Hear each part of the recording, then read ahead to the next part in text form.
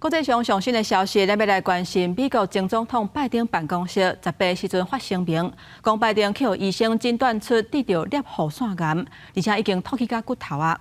即马当咧甲厝内人讨论治疗的方式。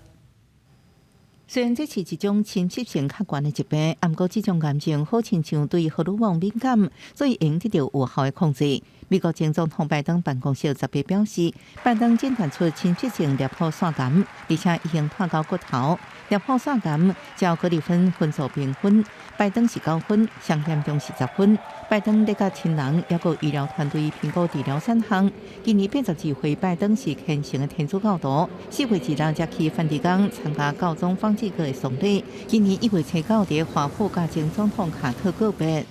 That day, just the four of us sat in the living room and shared memories that spanned almost 6 decades. A deep friendship that started in 1974. I was a 31-year-old senator to endorse his candidacy for president. 裂喉腺癌脱到身体其他部位时阵，会脱到骨头。转移性癌症比局部性癌症更较歹治疗，因为药物真歹达到所有肿瘤，而且彻底根除。裂喉腺癌爱用荷尔蒙疗法，让癌细胞生长受压制。亲像拜登的病房，就用这种方式治疗。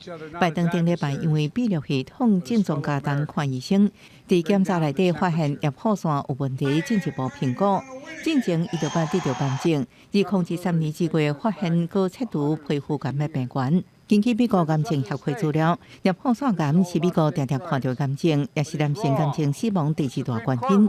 2007年，迄时阵做总统的拜登将癌症定位计划列为政府优先施政政府，目标是未来15年内将癌症死亡率降低一半。公司新闻，恩文玲编译。